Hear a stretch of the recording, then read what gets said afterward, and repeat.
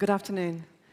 Over the last decade, several Western governments have introduced new legislation or strengthened existing legislation to criminalize terrorist organizations.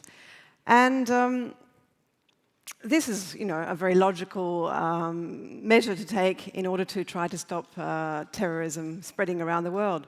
The problem is that the laws do not make a difference between intentional support to a terrorist group and that which is not intentional.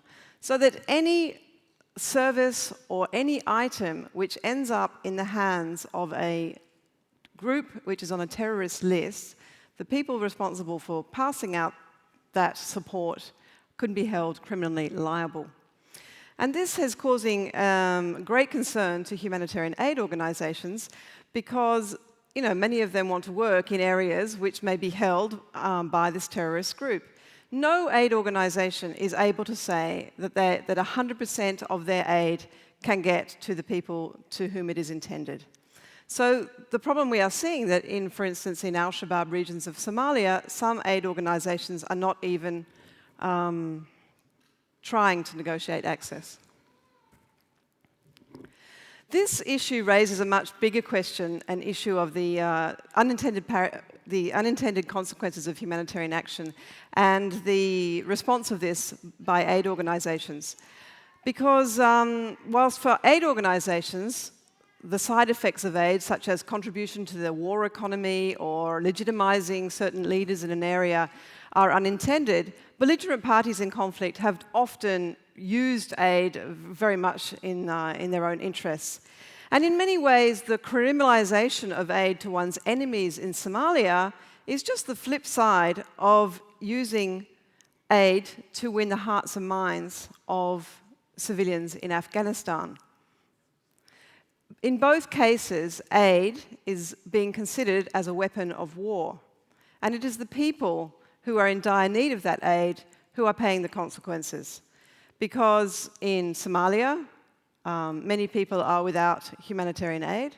And in Afghanistan, many villages have been attacked and punished for having been in receipt of aid which is aimed at gaining their allegiance.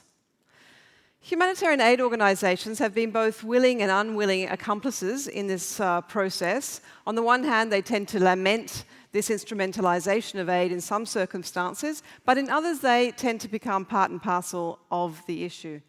But now that we are facing more and more situations where access to people in areas is more and more difficult, for instance in Pakistan, in Afghanistan and Somalia, I suggest that aid organizations really need to start seriously thinking about a new approach, a different approach. And so there are two things I think that aid organizations really need to think about today.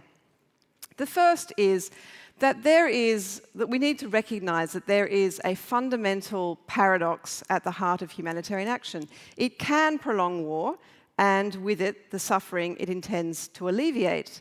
The most obvious example of this is in the very basic gest at the foundation of the Red Cross movement of saving a soldier, a wounded soldier from the battlefield, and treating him. In this case, this is the field surgical team that was operating in Darfur in 2008 of the International Committee of the Red Cross. There are no laws to say that those soldiers who have been healed cannot return to conflict. So by saving their lives and putting them back on their feet, they can potentially go back to conflict, thereby prolonging it. For humanitarian actors, this is the price we have to pay for introducing some humanity into the inhumanity of war. We believe very much, very strongly, that it is better to take the risk that a wounded soldier who's been repaired returns to battle than to just condemn all wounded people to die where they fell. And fortunately, Western governments also have recognized this because the anti-terrorist legislation exempts from criminal prosecution medical assistance. Which is great. But there are many other aspects of humanitarian action which are not exempt under this legislation, and many different ways in which humanitarian aid can contribute to the prolongation of war. I think the most extreme example of this was in the Rwandan refugee camps that were formed on the border of Rwanda in 1994, in which the people responsible for genocide, the Rwandan army and the Interahamwe militias, used the refugee camps as a base from which to launch attacks on Rwanda to try to finish the genocide they had started in April that year. These people took control of the reins of the refugee camps, and they used humanitarian aid to completely control the population. The population was not permitted to return to Rwanda, and they also gained enormous amounts of money from the aid effort.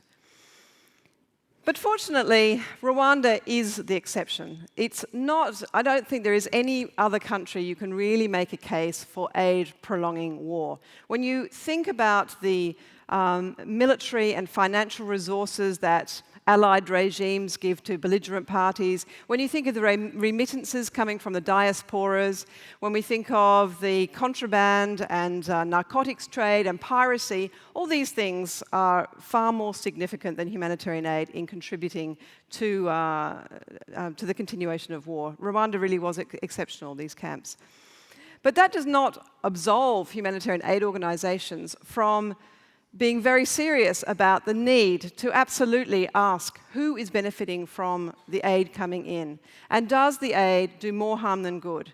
And if the aid is, if people do realize that aid is doing more harm than good, which Médecins Sans Frontières, for instance, fought in the Rwandan refugee camps, then it is very important to then be able to stop that aid. And I think if aid organizations, rather than just paying lip service to some of the humanitarian principles at the foundation, if they really followed these principles better and had more consistency across the board, we could find some advantages. Which brings me to my second point, which is that neutrality is an incredibly important principle of humanitarian action. Since 9/11, many aid organizations have rejected neutrality, preferring instead to direct their aid in accordance with Western political agendas. Particularly, we've seen this in Iraq and Afghanistan. And it's not the first time aid organizations have done this. Throughout the Cold War, many organizations tended to help refugees with whom they had some political affinity. We saw right-wing aid organizations helping the Contras in the Nicaraguan camps in Honduras. And on the other side of the country, we saw left-wing organizations helping the Sandinistas. So it's certainly not a new thing. But one of the lessons that we learned from these 1980s of taking sides in conflict was that often the warriors that we celebrate one day turn out to be the warlords tomorrow. And I think this is very much the case that aid organizations are finding in Afghanistan today as they try to disassociate themselves from their overly siding with one side, and now they need to try to open up access with the armed opposition to get access to people who are in desperate need of humanitarian assistance. There is no